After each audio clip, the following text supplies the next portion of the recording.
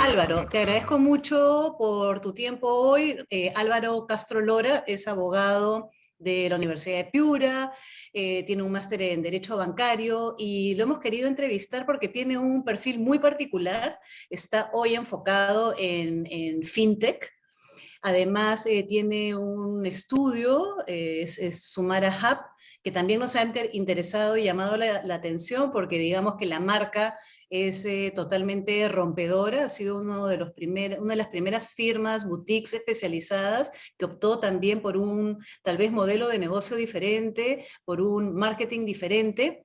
Así que hoy Álvaro nos va a poder contar sobre su experiencia y estoy muy segura que nos va a servir o nos va a inspirar a muchos de los que ya somos mayores y así como los jóvenes con estas nuevas iniciativas, con estas nuevas oportunidades que nos abre el ejercicio del derecho. Álvaro, muchas gracias por estar con nosotros hoy. Lore, muchas gracias a ti por la invitación. Empezaremos entonces, Álvaro, con una primera pregunta, ¿no? ¿Cómo fue que despertó en ti el interés cómo nació en ti el interés de vincular el derecho con las nuevas tecnologías o con la tecnología en general? Mira, yo diría que mi acercamiento a la tecnología es más bien reciente, ¿no? Los últimos años. Lo que yo siempre tuve interés era en los temas financieros, el tema del crédito, cómo funcionan las inversiones. Yo, cuando acababa el colegio, no estaba seguro si, hasta el final, no estuve seguro si estudiaba Derecho o Economía. Y lo que sí tuve claro desde el día que entré a la universidad era que lo mío era hacia el derecho al sector privado, los temas financieros, ¿no? Y cuando avanzó la carrera lo fui confirmando. Y lo que descubrí después, digamos, haciendo un salto de muchos años para no aburrir a la audiencia, es que la tecnología, así como transformó muchas áreas, muchas industrias, ha transformado y seguirá transformando potentemente el mundo financiero, el sistema financiero. El tema monetario, cuando se habla ahora de criptomonedas, el tema financiero, cuando se hablan de las fintech, la transformación digital aplica a todos niveles, pero creo que es especialmente rompedora cuando se enfrenta, digamos, cuando conecta con el tema de servicios financieros y modelos monetarios, ¿no? Entonces, así fue como conecté con las tecnologías y al involucrarme, claro, no podía, yo era un abogado más bien de tipo regulatorio, financiero, transaccional, comencé a acercarme a la tecnología, descubrí una gran conexión con la creatividad de los desarrolladores, de los emprendedores. Mi punto de entrada fue el tema fintech, por así decirlo, pero luego comenzamos a meternos a otras verticales, ¿no? Educación, real estate, comercio, logística, salud, ¿no? Entonces, me fui, y obligado tenía que entender de qué se trataba. No es que me iba a volver un programador, pero tenía que entender. Entonces, me he ido cada vez metiendo más y más, digamos que me he enganchado con el tema de la tecnología, y creo que sí, creo que va a transformar todo, incluyendo los servicios legales, por supuesto. Y lo que te pregunto es, mira, el fintech lo vinculas como con el derecho, o sea, ustedes desde el derecho ven los aspectos regulatorios del fintech, que es lo que acabas de mencionar un poco, o cuál es el vínculo, el match que hay entre fintech y derecho, por lo menos desde el punto de vista, desde cómo tú lo enfocas o lo trabajas. Sí, bien importante tu pregunta. A ver, ¿qué es lo que sucede? Cuando hablamos de startups en general, el tema legal es importante, pero es tan importante como cualquier empresa, ¿no? Cualquier empresa que tiene que estar constituida, pagar impuestos, tener su política de privacidad. Pero en el tema de las fintech, estamos hablando de compañías no supervisadas, no reguladas, ¿no es cierto? Sin licencia, autorización de la SBS, que resulta que están brindando servicios financieros, algún tipo de servicios financieros, porque la categoría fintech pues, abarca muchos modelos de negocio, ¿no? ¿Y cuál es el problema? Que la regulación está pensada para que los servicios financieros sean provistos por empresas supervisadas, con licencia. Entonces, de repente te das cuenta que alguna actividad que tú decías, oye, pero qué sé yo, es un marketplace, así como hay Amazon en el tema de productos y de venta de servicios, resulta que un marketplace de créditos podría chocar con las normas de protección del ahorro y podría requerir una licencia, o podría ser que realizar una actividad sin una licencia o sin aliarte con una empresa regulada puede ser ilegal, abiertamente ilegal. Entonces, lo que nosotros notamos, yo hablando en primera persona, yo noté es que la oferta de servicios para emprendedores no consideraba mucho el tema regulatorio, que era clave en la vertical fintech, ¿no? Entonces dije, oye, no, mira, acá hay un espacio, cuando comenzamos a diseñar el estudio, ¿no? Dijimos, oye, acá hay un espacio muy importante porque no basta el conocimiento de la tecnología del abogado, sino necesitas el conocimiento de la regulación para darle alternativa. Siempre hay más de una alternativa. Y así fue como conectamos. El nombre, la marca, ¿de dónde proviene esa marca, ese nombre tan original, distinto y la verdad que muy atractivo y apetecible, Sumara Hub? Mira, lo que tenemos clarísimo es que no iban a ser apellidos. O sea, yo no entendía, o sea, otra vez las cosas, yo no entendía cómo puedes ponerle los apellidos, tus apellidos, como no te, a mí me da un poco de vergüenza. Tú, o sea, rubor, más que vergüenza, en el sentido de que me ruborizaría ponerle mi apellido, ¿no? Me parece un poquito, no sé, es demasiado figuretti, ¿no? Es ponerle mi apellido. Yo entiendo Pudor, el tema del pudor. prestigio. Pudor es la palabra. Me da pudor poner mi apellido. Yo le decía a mis socios, aunque tendríamos una opción muy interesante por la variedad étnica, ¿no? Porque era Hopkins, Umezawa, Castro. Ahí está, tenemos las tres continentes. Pero ¿sabes qué pasaba? Decía yo, le pones una marca. Primero, si sube otro socio, va a haber la discusión si estás en el membrete o no estás en el membrete. Luego, si estás en el membrete, te vas acercando al primer nombre según quién facture más. Lo hemos visto en otros estudios. Era como que, ¿dónde has visto una empresa que vaya cambiando de nombre en el tiempo cuando lo que tú quieres es recordación? Y por Sí. eso dijimos, oye, no, apellidos nada. Y luego había que elegir el nombre. Contratamos a la chica de Constante, que es un estudio de branding, y comenzamos a hacer un trabajo. Y en ese camino ellos nos proponen un nombre y nosotros propusimos otro. Nosotros hemos dicho, oye, hub legal. Pero ¿por qué hub legal? Porque un hub, en términos, digamos, de aeropuertos, es un lugar, o puertos, es un lugar obligado de paso, ¿no? Es un lugar estratégico para llegar. Por ejemplo, siempre se dijo que el aeropuerto Jorge Chávez era un hub regional, ¿no? Aquí llegan los aviones porque está al medio, está bien conectado. Entonces un sueño era, ¿cómo me veo futuro? Quisiera ser un hub legal, un lugar donde, de paso obligado, si tú quieres ver temas de mercado de capitales, de financiamiento, innovación, tienes que pasar por acá porque somos el hub legal. Además, nosotros teníamos claro que no teníamos espalda para contratar un montón de abogados. Entonces, habíamos diseñado que iba a ser un esquema mixto, que sigue existiendo, entre abogados, digamos, planilla y consultores que suben por proyecto. Entonces, como un hub, ¿no? Entonces, entran y salen, ¿no? Entonces, ya teníamos claro el descriptivo, faltaba el nombre. Y entre los nombres salió esto de Sumara, porque cuando nos preguntaron, bueno, ¿cuál es? Si reduce a la mínima expresión, tu enfoque, ¿cuál es? No era el tema de innovación. Innovación es lo que hacemos hoy, pero en su momento estábamos viendo otras cosas. Dijimos, nosotros apuntamos a aportar valor a los clientes, a sumarle valor, added value, el concepto del added Claro. value. Entonces es, oye, sumar, ¿no? Porque te sumamos, ¿no? Entonces ahí agarramos el verbo, la conjunción del verbo sumar, y la convertimos en sustantivo, ¿no? Sumara, y le agregamos el descriptivo, hub legal. ¿Cómo fue la reacción en el mercado? Porque han sido de las primeras firmas que tenían una marca, digamos, de fantasía, no usaban los apellidos.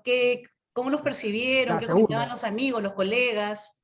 la primera fue Baxel, la segunda fuimos nosotros.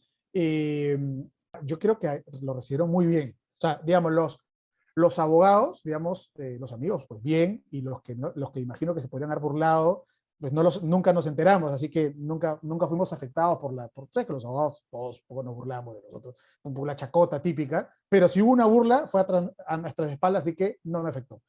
Los clientes sí recibían con mucho interés el tema del nombre, ¿no? Interesante también la nomenclatura que utilizan, ¿no? Porque ustedes no se denominan socios, sino se denominan directores, creo. Sí, correcto, directores. Lo que pasa es que también es lo mismo, ¿no? Entre el tema es, oye, acá quien manda no es el dueño, sino los que están en la gestión. Entonces, dirigen los directores, ¿no? Ujú. Entonces, y tuvo que estar reglas muy claras, porque claro, muchas veces dice, sí, claro, son los socios, pero tú eres director, pero al final el que decide es el socio, porque soy socio. Entonces tenían que haber reglas muy claras y transparentes para que independientemente de quién tenga cuánto, las decisiones sean como directo, con consejo directivo. Ustedes empezaron a promocionar entonces la marca de manera orgánica. ¿Cómo empezaron tuvieron un plan de, digamos, de posicionamiento de la marca? Sí, mira, al inicio no. O sea, nosotros abrimos en agosto, los primeros meses las publicaciones las hacía, éramos 3 socios, era todo lo que había. Entonces nos distribuimos. Angie veía Twitter, Juan José veía Facebook y yo veía LinkedIn. Porque yo era muy activo, yo sigo, ya, digamos, ya tenía buen tiempo siendo activo en LinkedIn. Esos fueron los primeros meses. Pero como que en verano, recuerdo que yo iba a unas reuniones a Cofide, porque el primer gran encargo nos contrata Cofide para su fondo que ahora ya salió, que el fondo de inversión en fondos de Venture Capital. Y me encuentro con una persona, una persona muy capa del mundo de las fondos de inversión, y me dice, oye, que habíamos querido contratarte ¿no? para un proyecto, pero alguien dijo que ya no estabas viendo mercado de valores, que ahora te dedicabas a las startups. Yo dije, no, pero por supuesto, si está en mi web dice, si entras, pero entonces me di cuenta que como nuestro lenguaje de marketing, digamos, sin plan, nos había mostrado como que ya hubiéramos dejado el mundo, los temas financieros y transaccionales y nos hubiéramos quedado con las startups. Entonces me di cuenta de lo grave que era hacer estas cosas, digamos, sin ser especialistas, ¿no? Porque, claro, yo puedo tener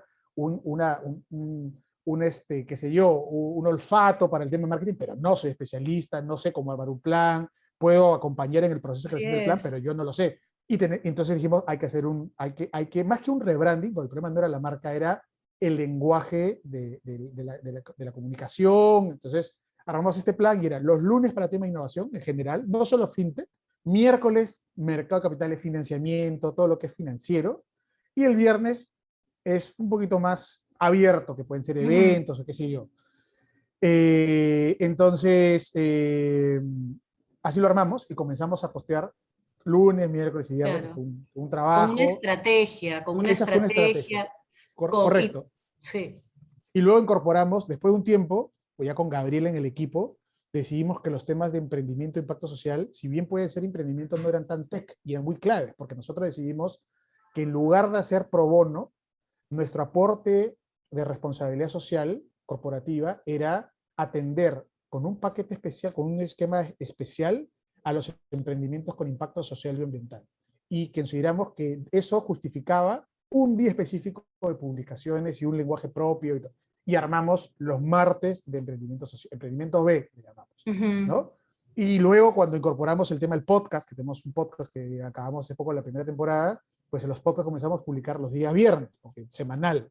Entonces al final acabamos con 5 días de publicaciones, ¿no? En las redes. Estratégicas, además, porque es importante lo que has mencionado, tú tienes que tener muy claro cuál es tu público y en qué idioma le hablas, porque si no pasó lo Totalmente. que lo que comentabas, ¿no? En Cofide, la persona que era tu público no estaba siendo atendido, entre comillas, por tu marketing, por tu estrategia, Correcto, y te había correcto. perdido de su radar. Así es. Sí, entrando entonces en el tema de redes sociales, que es uno de nuestros temas así, que los temas que nos apasionan es, ¿tú eres activo en LinkedIn desde el comienzo o desde cuándo? ¿Y cómo estás viendo hoy la conducta y la presencia de los abogados en redes sociales, en plataformas como por ejemplo una plataforma profesional como ese LinkedIn? Sí, a ver, efectivamente yo tenía LinkedIn desde hace muchísimo tiempo, pero realmente creo que para ser totalmente honesto, en el momento en que yo decidí que me iba a ir, fui consciente que tenía que impulsar mi marca personal. Entonces comencé a esforzarme más por el tema de la exposición. O sea, no voy a decir que siempre lo tuve en cuenta. A los abogados nos enseñan derecho, nos enseñan a ser grandes abogados de los despachos, pero nadie te enseña a vender, ni a vender servicios ni a venderte a ti mismo. No te enseña. Me di cuenta que tenía que reforzar mi marca personal. Y entonces comencé, aprovechando que sí tenía contenido que aportar, primer post de temas que encontraba, yo el hecho de haber estado en Londres, en España, estudiando en el MIT, y en un momento ya me animé a postear, o sea, realmente a plasmar mis ideas, ¿no?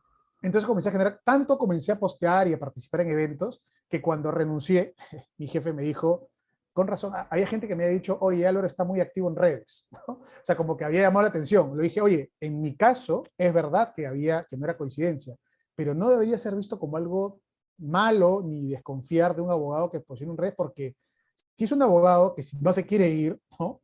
El que tenga su marca personal fuerte suma al estudio, porque entonces Supuesto. llegan al estudio por este abogado. que ya me había comenzado a pasar. Llegaban los clientes a buscarme a mí. Entonces, cuando abrimos el estudio, ya Sumara se volvió mucho más importante.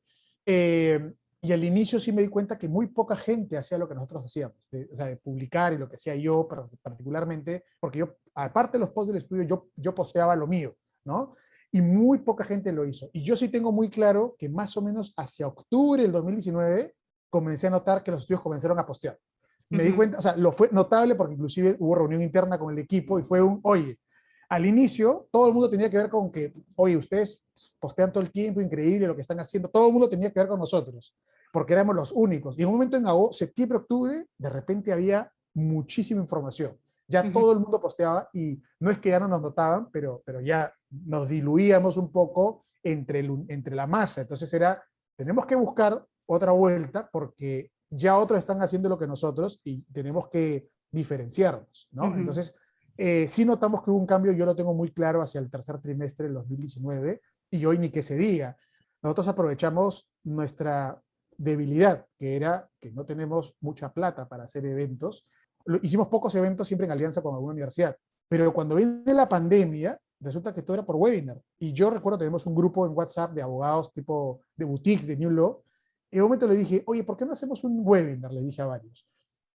Usemos Zoom. Y todo el mundo, ¿pero cómo es? Nadie había hecho. Ahí me di cuenta porque nadie sabía. Y la gente, ¿cómo será? Oye, será complicado. Y recuerdo que como dudaban, y como siempre en estas cosas, oye, mira, si vas a esperar ponerte de acuerdo con la gente, no avanza. Entonces decimos, nos mandamos nosotros a hacer nuestro primer evento.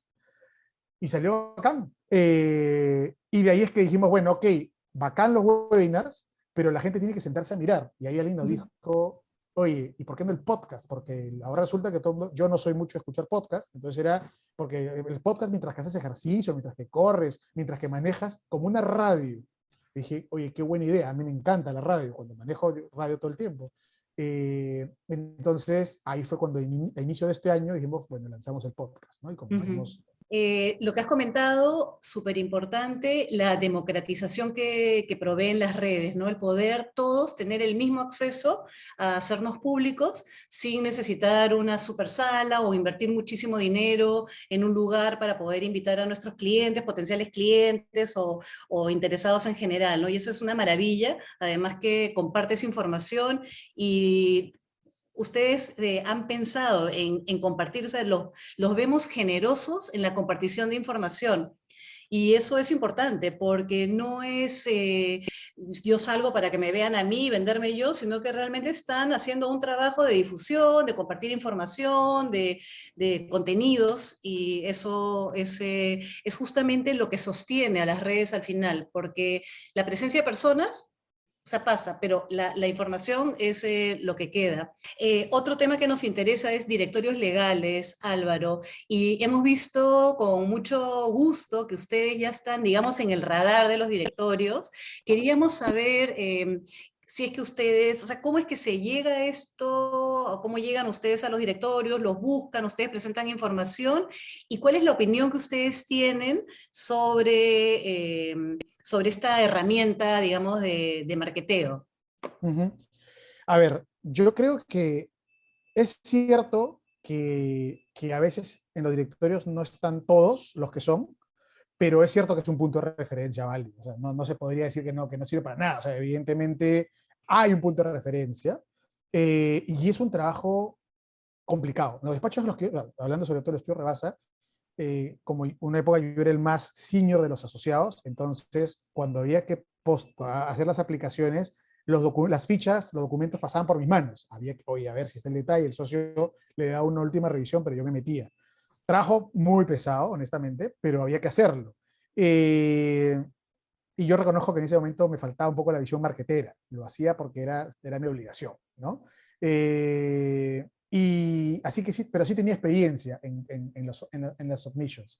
Aún así, cuando recién abrimos, en el 2018, 2018 para 2019, no nos presentamos porque estamos tan ocupados, digamos, vendiendo, trabajando, sobreviviendo, que se nos pasaron los deadlines, se nos pasaron todos. El único que no se nos pasó, que creo que nos enteramos 3 días antes, fue el del Leadership. Y nos pusimos a trabajar como locos con Juanjo y logramos hacer el submission. Y ese fue el primer ranking en el que aparecimos. No es por nada, pero fue el único en el que nos presentamos ese año, aparecimos, ¿no?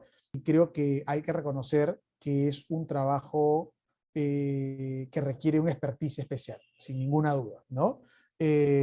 Nosotros por X motivo decidimos todavía hacerlo nosotros mismos, pero no somos conscientes que, igual que el tema de marketing, esto lo tiene que hacer gente que sabe, ¿no? Porque además, si es que en algún momento saca la cuenta, digamos, si lo vamos a poner en tema hasta de costeo, el tiempo que le dedican los abogados a hacer Así esto, es. creo que, claro, de repente la visión dice, oye, pero es que acá sí contrato pago, pero dice, sí, pero ¿cuánto vale el tiempo que le has dedicado tú? ¿No? Totalmente. Entonces, yo sí creo que esto lo tiene que hacer los profesionales. Nosotros en el momento lo hemos hecho nosotros, pero somos conscientes que todavía nos falta dar un salto de calidad, ¿no? Totalmente de acuerdo. Yo pienso que zapatero a tu zapato. Y el tema del costo-beneficio o de medir el costo es fundamental, porque a la hora de la hora de un socio es muchísimo más alta que lo que tú vas a invertir en quien te ayude. Este trabajo que están haciendo ustedes a la interna, ¿tú podrías decir que les ayuda también, que tiene beneficios colaterales? Porque nosotros trabajamos mucho tema de directorios legales y hemos descubierto, o digamos reconocemos más que descubrimos, el beneficio colateral de hacer este ejercicio de recopilar información, recordar información para presentarla de manera más organizada, por ejemplo, en el caso de los directorios legales. ¿Ustedes han percibido algún beneficio por ese lado? Sí, mira, nosotros hicimos algunas charlas de orientación sobre el tema de los directorios. Nosotros creemos que es bien importante, eh, para llegar a armar estos directorios, tendrías que tener clara la data, como siempre, cualquier negocio se basa en data, de qué piensan tus clientes sobre ti. Nosotros lo que hemos implementado, estamos justamente en el fase piloto, es el tema de las encuestas de satisfacción, ¿no?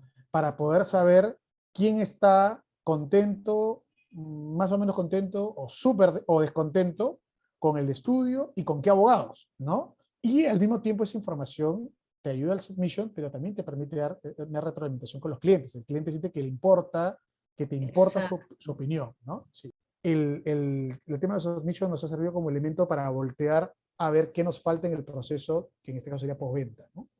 Es un ejercicio de reflexión interesante que te lleva a otras ideas. Nosotros lo vemos así. Y a través de los rankings o a través de la utilización como una herramienta de marketing, ¿ustedes sienten que han vendido, los han contratado porque los han ubicado por un ranking o porque se encuentran incluidos en un ranking? Sí, no porque seamos mejores o peores por el ranking, sino que en ciertas empresas tienen que justificar al interior de sus áreas de procurement por qué contratas a un estudio, por qué cambias de estudio y por qué este estudio, porque al final son, ¿no? Podría decir, oye, de repente Ujú, estás ujú. contratando a tu amigo, ¿no? Entonces, los rankings son un punto de referencia, al punto en que luego de entrar los rankings, sí comenzamos a trabajar con dos bancos, que no nos sabían a los que habíamos estado persiguiendo, ¿no es cierto? Como te contaba al inicio de la historia, al inicio nomás los visitamos, pero fue un gracias por contarnos de ustedes, pero nada, y ya cuando dijimos, oye, pues acaso estoy acá y estoy acá, ahí sí fue un, ok, ahora sí podemos comenzar a trabajar.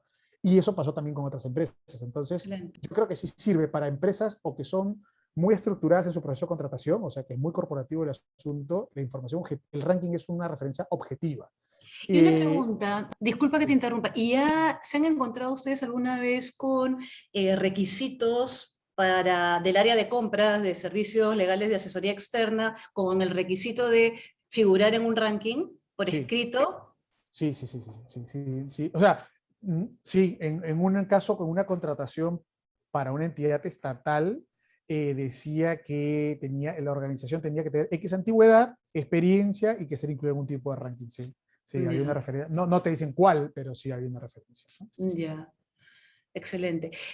Álvaro, de verdad que esta entrevista ha sido para mí increíble, me ha encantado. Me gustaría cerrar con algo que se haya quedado en el tintero, que no te hayamos preguntado, que tú quieras agregar, que quieras compartir. Mira, no, te agradezco, de verdad, lo hace una súper conversación. Yo diría que si es que hay ahí mentes jóvenes, abogados jóvenes, estudiantes de Derecho, yo creo que algo que ahora he aprendido mirando hacia atrás, era que tal vez, o sea, más allá de que hay que hacer siempre un plan de negocio, sigue siendo un negocio, sigue siendo una profesión, o sea, hay que tomárselo muy profesional. Pero fuera de eso, no hay que tener miedo de tratar cosas nuevas, no hay que tener miedo de innovar. Yo, como decía, yo soy de la última generación del old school, ¿no? Y muchas veces cuando yo era practicante, yo recuerdo haber propuesto cosas, ¿no? Temas, y que me decían, ay, ¿cómo se te ocurre? Y yo, pues sí, pues, ¿no? ¿Cómo se me ocurre? Entonces ya nunca más lo dije, ¿no? Porque era claro, pues, ¿no? ¿Cómo voy a estar diciendo, para qué voy a molestar al abogado con este tipo de ideas que se me ha ocurrido? Y de años después encontrar esa idea plasmada, ¿no? Mm, Por eso nosotros impulsamos un ambiente muy horizontal. Otra vez, no solo porque nos hace sentir cómodos las relaciones horizontales con el equipo, sino porque es la única manera de incentivarlos a que sean creativos y a que aporten ideas, que no tengan miedo, que nosotros les decimos, estás hablando de tontería, ¿no? No, al contrario, creemos que es de las mentes jóvenes, las que no están encasilladas, que no han estado años de años haciendo las cosas de una sola manera, es donde pueden vender las ideas frescas. totalmente. Entonces, si tienen una idea fresca de algo que creen que se puede hacer, más allá de tomárselo profesionalmente, no tengan miedo, láncense, prueben, conversen y no se autocancelen. Eso es lo que les podría recomendar. Gracias, Álvaro. Gran recomendación y ha sido un gusto, como te digo, conversar contigo. Igualmente, Lore, un gustazo y será hasta la próxima.